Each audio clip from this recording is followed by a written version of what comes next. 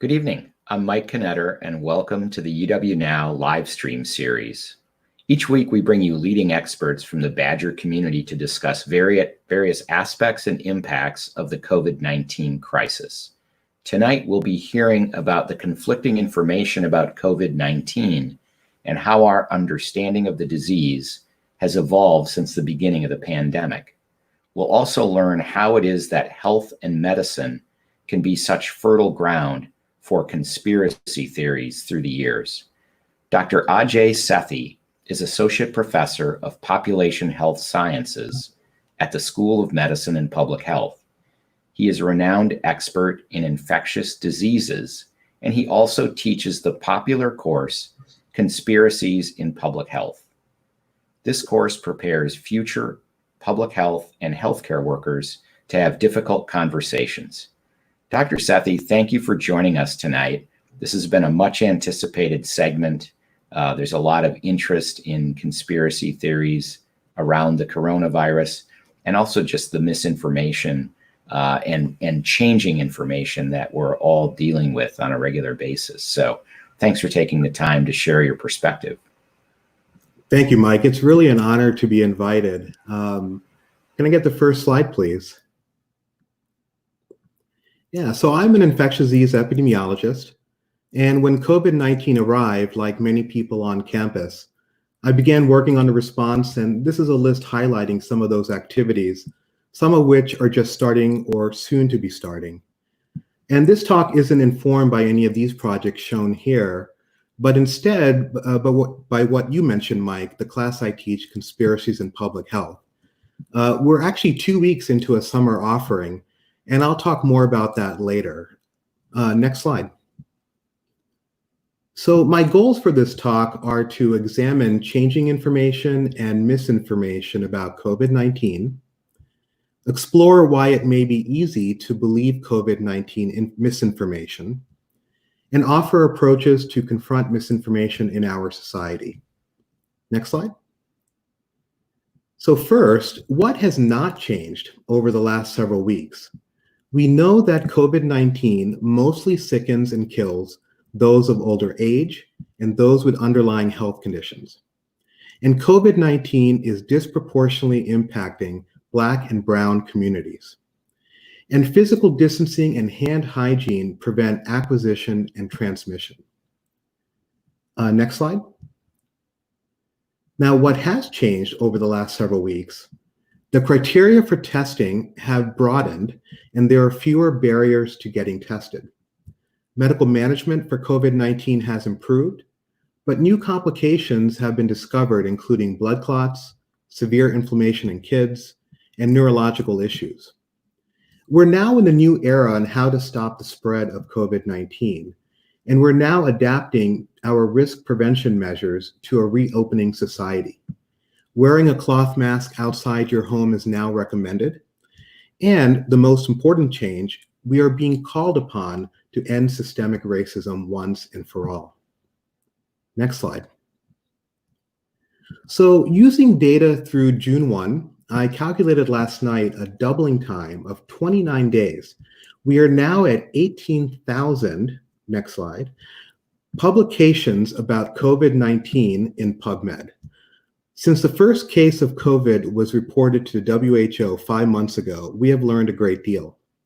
And this figure does not even include the thousands of articles deposited on preprint servers. But with so much scientific information generated daily, everyone, scientists, decision makers, and the general public, all of us, have a hard time keeping up. And as frustrating as that is, it's important for us to recognize that our scientific understanding about COVID-19 is improving with time. The problem, however, is that running in parallel with this expansion of knowledge about COVID-19 is the spread of vast amounts of misinformation and disinformation called the COVID-19 infodemic. And just to clarify, disinformation is misinformation that is spread deliberately. Next slide. From a poll carried out by the Pew Research Center in late April, about 2/3 of Americans say they've seen at least some made-up news about COVID-19. Most say it's causing some or a great deal of confusion, and relatively few are very confident in their own ability to check the accuracy of COVID-19 information. Next slide. On the left, you can see fact-checking organizations are working to weed out misinformation in articles about what government and health authorities are saying about COVID-19, also fact-checking proposed causes, conspiracy theories, cures, ways the virus spreads, symptoms, and other topics. This is just fact-checking news stories and the work of just one alliance. On the right is a visualization of different categories of fact checks. And if you can read it, it says spread, cures, lockdown, prevention, governments, videos, etc. At this website, you can hover your mouse over any one of these circles and read the falsehood that was debunked. Next slide. So here are some that pop up. This is a sample of falsehoods from all over the world, and I'm sure some of you have seen variants of these. So for example, in the one about drinking lots of water and gargling, ending with a call to action, spread the information as you can save someone. This next one, hydroxychloroquine cures a virus. It just so happens that this is a treatment used for radiation sickness. So how can it be bad if it's good, right? Then there's ones about influenza, the movie Plandemic, which went viral about a month or so ago. And then the myths about herd immunity are most unfortunate, in my opinion, because they put more lives at risk. And surely some of you have heard about the conspiracy theory linking the rollout of 5G with the spread of coronavirus, which was the reason that 50 cell phone towers in the United Kingdom were vandalized and damaged back in April. So the reality is that the fact checkers can only do so much, and ultimately they're treating the infodemic and not preventing it. At the end of the day, preventing misinformation is our responsibility as individuals. So referring to my class, I began teaching conspiracies in public health 3 years ago with the goal to build skills in students with future careers working with clients and communities. We reference theory and get academic about some topics, but skills building is the primary goal. I should also say that the class is PowerPoint and lecture free. It's organized like a blog with lots of embedded active learning exercises. Next slide. So this is a snapshot of some of the things that we cover in depth. First, we all have a tendency to live in bubbles and echo chambers. And during times of crisis, our fear and uncertainty can make us feel like we're losing control. Denialism is easier when facing something that's very daunting. And this has been written about extensively in the context of HIV/AIDS and climate change. We might seek out and adopt ideas that make us feel better, and frankly, confirming our views is easier than searching out disconfirming information. Personal experience influences our worldview, and as humans, we take cognitive shortcuts and have a default for binary thinking. So for example, in COVID-19, there was an initial debate about whether the US strategy should be to save lives or preserve the economy. And the issue was never an either or. Our job was to do both. But by endlessly debating it as if there was a choice, we unfortunately achieved neither.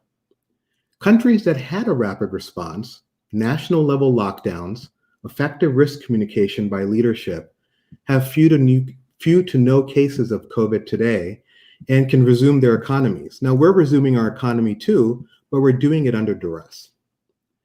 Finally, there's a growing culture to dismiss experts, and the reality is that doubt creators can be very convincing.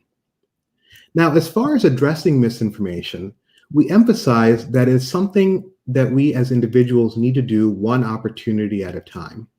Again, we're informed by theory and explore elements of risk communication, motivational interviewing, and crisis counseling. I should say that prior to becoming an epidemiologist, I actually worked as a crisis counselor and trainer, and it's experience I still draw upon today. Next slide, please. So in the class, we emphasize that first, never ignore misinformation.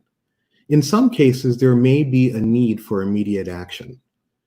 Now, when there isn't an imminent danger, counter misinformation only when your actions move things in a positive direction for yourself and for the individuals with whom you engage. Feel empathy for people who become misinformed. Establish trust. To do that, listen actively to get to know where people are coming from, validate their feelings. Now, this may even be a stopping point in a conversation. I might argue that if you haven't established trust with someone whose views are different from your own, it's premature to share your perspective, especially on a hot button topic. When you do have the opportunity, though, it's important that you are informed by credible sources of information. You should avoid thinking that educating someone is an immediate solution. Demonstrating your encyclopedic knowledge and talking at someone isn't particularly effective at changing someone's views. And changing someone's mind is not necessarily the goal of a conversation. You want someone to move towards a different viewpoint on their own and not push them in that direction. Finally, we emphasize the importance of being effective risk communicators and knowing when to say, I don't know. Next slide. So finally, we also discuss confronting misinformation online and whether it's worth even pursuing.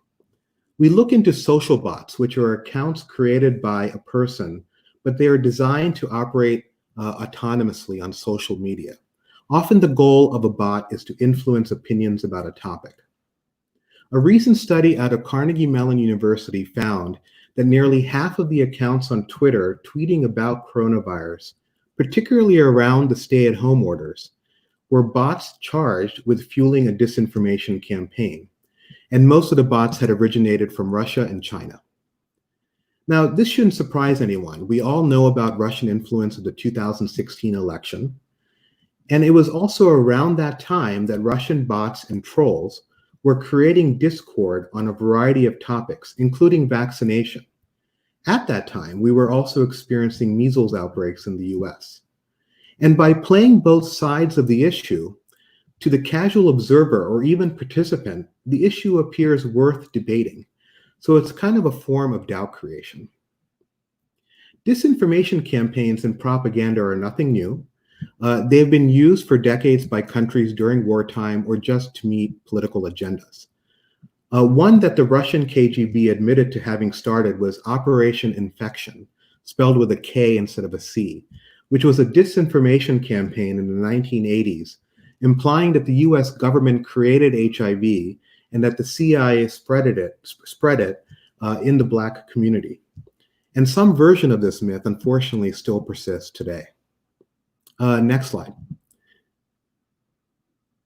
So I'll close with just a list of credible sources of information that you should be familiar with.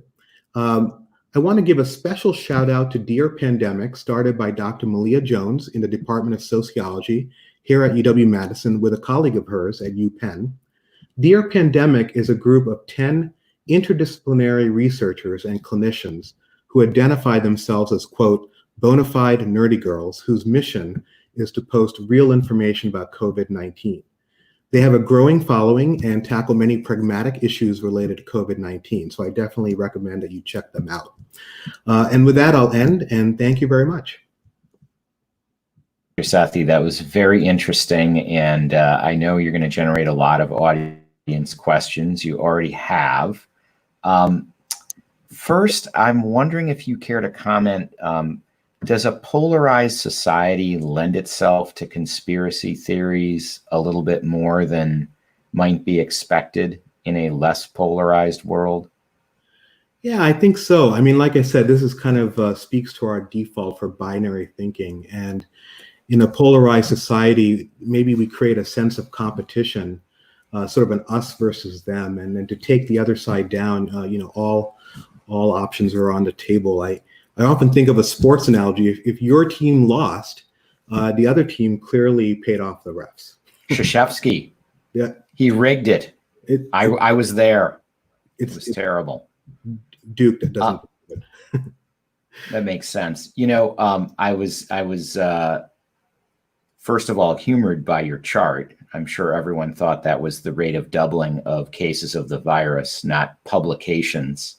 But 18,000 publications on COVID-19, it gives people a broad menu from which to select the maybe facts or evidence that confirms their priors. And I'm wondering if you think, the modern technology in academia where research gets disseminated, I think, so much more broadly and quickly before there's peer review, is also partly to blame for maybe more misinformation, because not all these studies have been replicated or vetted, and thereby helps feed these conspiracy theories. Well, I think that we still have peer review, even though we have rapid dissemination of information. These preprint servers are great places to publish research, and as soon as you do put it in the public space, it's immediately subject to peer review, more than just the 3 reviewers a journal is going to seek for your review. So you actually immediately have to begin defending your work, and you can start to sharpen it. I think the problem is when scientific studies go straight to the media and bypass any kind of expert review at all. And that unfortunately is happening with COVID. And nuclear fission, I think, was one of the big examples of that years ago.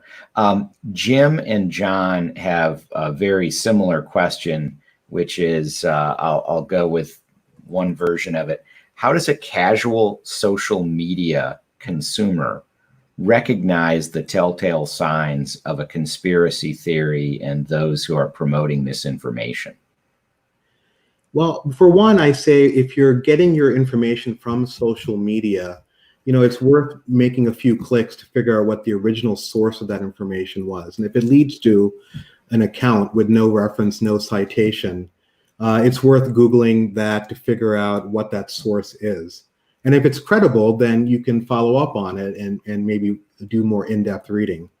But in general, I wouldn't rely on social media for my information, especially from an account that I'm not familiar with, and not an opinion leader. Where would you get your information, Dr. Sethi? Well, certainly the websites I provided at the end of my talk, but there are also opinion leaders who aggregate and consume a lot of this information and make it consumable for you and I. And so we all have our sort of people that we trust, maybe certain news organizations, certain experts. If the CDC director speaks, I'm going to listen. Tony Fauci certainly has become a national voice since the beginning of the pandemic. Everything gets quiet in my room, and I turn up the volume on my computer when I listen to him give a live presentation as well. Question from Jeff. China reports only 3 new cases today. The US reports over 19,000 new cases. Should we be learning from what they're doing, or do you think their numbers are cooked? Numbers everywhere can be a little bit off because they're very hard to compile. But I can just say that there's clearly a big discrepancy there between the US and China. You don't have to rely on any one country to sort of get an idea that what we did do was not the right approach. New Zealand, Iceland, Germany, South Korea, Taiwan, all countries, that got ahead of the curve by sort of either rapidly responding to the epidemic, expanding testing very quickly, having effective risk communication, national level lockdowns. Those all, which also took place in China, was a national level lockdown, is what led to a decline in cases. We never had that here. Here we had 42 out of 50 cases decide to go into lockdown, and then sort of some premature opening up of economies before we really flattened the curve, or actually eliminated the curve. Question from Joanne. What is the best way to explain the need for precautionary behaviors to continue, personal protective equipment, masks, social distancing, in communities that are minimally affected by the virus? Being minimally affected by the virus is a luxury, and it's something you want to maintain by taking prevention actions. We always tend to begin exercising after we experience chest pain and have a heart attack. It's sometimes better to engage in prevention before you lose that luxury of not having a lot of COVID in your community. What do you think leads people to be reluctant to follow that advice in some of those communities that are minimally affected? I guess a lot of them tend to be in rural areas. Well, as I said earlier in the talk, experience really does influence our worldview. And if you don't see a lot of COVID in your community, you might not have that higher perceived risk in order to take precautions. And, the reality is if you didn't wear a mask in a rural area, you may not get COVID that day or the next day. But if the community collectively is not taking the right risks and the virus begins to spread in the community, it can suddenly catch up, and that's a situation you want to avoid. Question from Michael. There's been a lot of discussion in the news and on social media as well, I'm sure, about hydroxychloroquine, something you mentioned earlier tonight. What can you actually say about that drug? What is it good for? And, is it useful? I think I saw, so President Trump has referenced using it.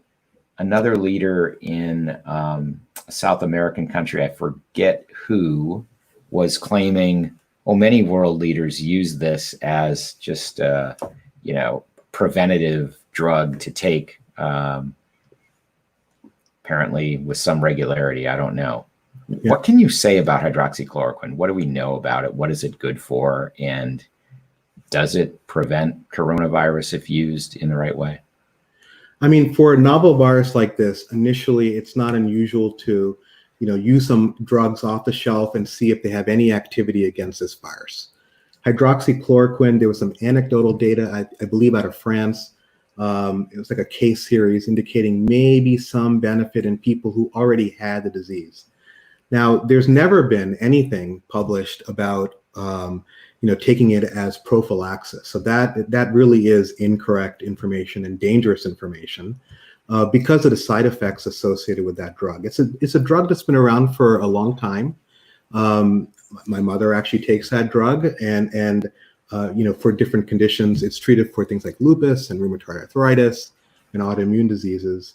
And it's something that's quite dangerous, and you have to monitor patients who are taking those drugs for different side effects. So it's really unfortunate that leadership in this country is promoting something that actually has lots of harm to individuals who are taking it when there's no benefit for them. So, question from Mark. Mark wonders, what are the most important considerations for reopening the campus for face-to-face classes in the fall semester? And how can we do it and yet still protect the safety of everyone on campus? What are the conditions we need to have in place for that to be a wise direction to go? Yeah, so one of the most important things is to not have very much COVID transmission in Dane County, in Wisconsin. You can resume activities once when the virus goes away. It's not going away. And so that's why we're sort of we're stuck between a rock and a hard place. If we're forced to sort of resume some activities like reopening campus, and we're not really forced to do that, but if we find that it's safe to do so in order to prevent a future surge of cases, you want to maintain physical distancing between people. You want to have people to monitor symptoms in case they contract COVID so they can get tested. We can do contact tracing and isolate those individuals. Wearing masks will be very important. Avoiding large, sort of crowded areas. So large classes really should not be carried out. I don't believe there's a plan for that at all. Small classes could be if you really had to, but we've already learned in the spring that we can do online teaching fairly effectively. And I think that's probably a better, safer option. But the university has a work group to figure out how to do this safely. And I trust that they're going to make good decisions. Other campuses are making these decisions across the country. Do you think it's okay to only test people who have symptoms, or do you think we would need to do fairly widespread regular testing of the campus population? I think the more people you test, the better it is. If you can identify anybody who's positive, whether they have symptoms or not, it's an opportunity to do contact tracing to see if anybody they've been in contact with the last couple of weeks is also positive, and to isolate all individuals. That's really the only way to stay ahead of transmission. Question from Deborah, very practical. Deborah's rented an Airbnb for a week this summer. What does she need to do to feel safe in that environment? So I'm not familiar with Airbnb's, their own policies regarding rentals and what they advise. And so first I would look at what they suggest for you to do. I think that's important. I'll say that in general, we're finding out that maybe surfaces are not going to be the primary mode of transmission for this virus, that at the end, this is a respiratory virus, and most transmission from person to person is coming from that close contact. So if you acquired a rental and stayed there, I'm hoping it'll be clean when you arrive, and when you're there with your household, you can enjoy yourselves and leave and hopefully clean up behind you. The owner will certainly appreciate that. So if I'm hanging out here at home tonight, I can touch my face and not flip out about it? You could certainly do that. Okay. So a lot of people it almost seems like a foregone conclusion that we're going to get a second wave of this virus in the fall. And yet, right now, I would say many people think, at least relative to the loosening of restrictions, it doesn't seem like the virus is really picking up in its frequency or intensity. So why do we think a second wave is so likely in the fall? Why is that, like I said, almost is like a foregone conclusion it's going to happen? Yeah, so this is a novel coronavirus. So when it first emerged, nobody on the planet had any immunity. And a lot of the serology studies that are coming back are showing that, a lot of people remain not immune to this infection. So even though we're seeing some declines in some places in these summer months, as people have more activities outdoors where transmission is a little less likely, it appears that the cases are coming down, but the reality is we remain a population largely susceptible to coronavirus. So unless it completely disappears, it will certainly come back once we move our activities indoors. We remain susceptible, and the virus can then begin to find another set of lungs within 6 feet to infect. And so that's why a second wave is probably likely and expected.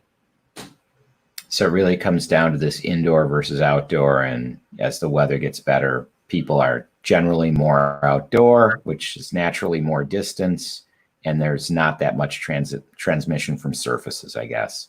And the fact that everybody remains not immune. In the absence of vaccine, we're all susceptible, unless if you've previously had COVID, there's still debate whether or not you have that lifelong immunity. So the WHO has been in the news the last couple of days.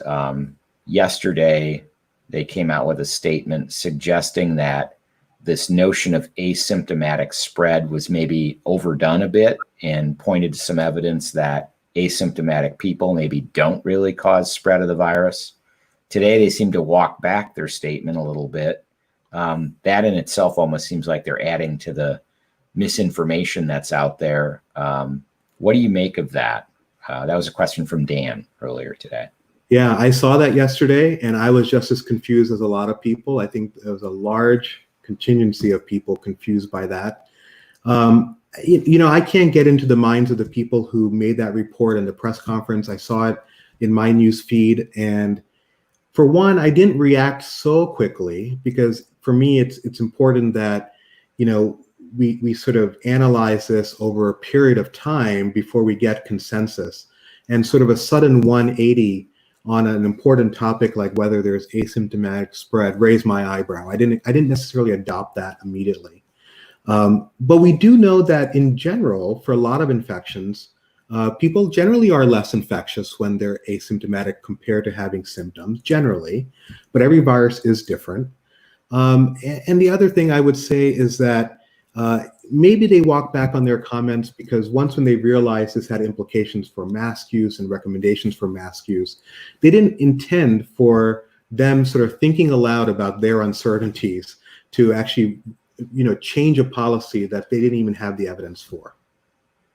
Interesting. Yeah. So if people really believed their first statement, it would suggest, oh, we don't need to be so worried about asymptomatic spread. So if I don't have symptoms, maybe I don't need to wear a mask. Interesting.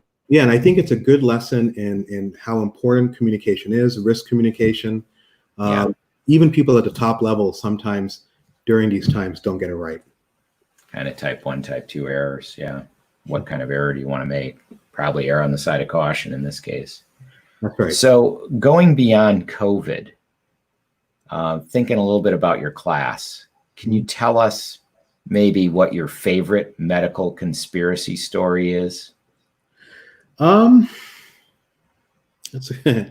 caught me off guard on that one, Mike. Let's see. So, I won't say it's my favorite, but it's one, actually, it's not at all my favorite, but we do go into depth with AIDS denialism. And I do HIV/AIDS research. And one of the reasons why this has been personal for me is because a paper that I had published back in 2005 or 2006 was cherry-picked by an AIDS denialist and a group of people who were maintaining a website. And this was back in the time when, it was sort of trendy to Google yourself. And so I put my name in Google and see what came up. And the third hit was my name on an AIDS denialist site because of this paper that had come out. And that was very frustrating. And it actually probably was a seed that eventually led to this kind of class. Just because I think it's kind of sad that we can make so much progress in science, not to say that that paper made that much progress, but in public health, we've had so much progress on so many topics. And it's just unfortunate that the erosion of trust in that information has led to, conspiracy thinking and such things. Do you think the existence of social media has undermined expertise broadly? I mean, everything has a good side and bad side. Social media has a lot of positives. I really appreciate that I can be on top of things very quickly through social media. I just control, who I follow and what sources of information that I use.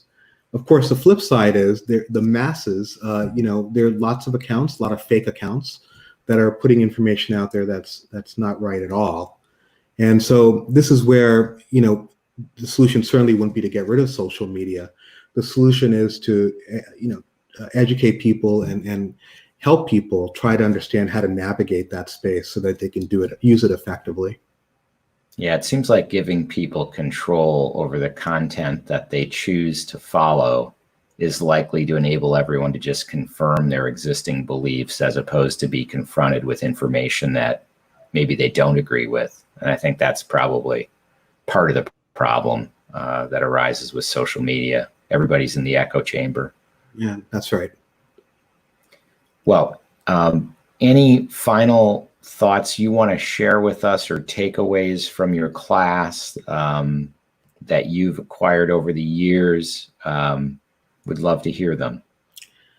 Yeah, I'll say that I've really enjoyed teaching the class. I think we've had about 200 students or so in the last couple of years. It's always nice to hear back from them when they feel like they had the courage to maybe approach somebody, usually in social media, about misinformation, or maybe a family member or friend. And so it's always reassuring that the class is doing some good, that it's moving people in some right direction towards not being afraid or not avoiding having conversations that are just easier, frankly, to brush aside. So yeah, it's something that I hope we can continue and the students will still enjoy. Well, I appreciate the advice you gave about how to have those conversations during your talk tonight.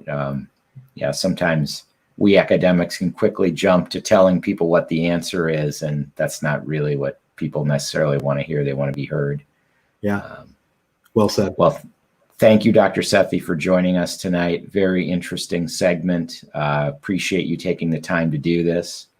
I'd also like to thank our audience and remind everyone we'll be back next Tuesday June 16th, when we will talk about well-being and mental health during times of great uncertainty. Joining us will be Richie Davidson, professor of psychology and psychiatry and the founding director of the Center for Healthy Minds, as well as Alvin Thomas, assistant professor of human development and family studies. Thanks for being with us tonight, and I look forward to seeing you again next week. On Wisconsin.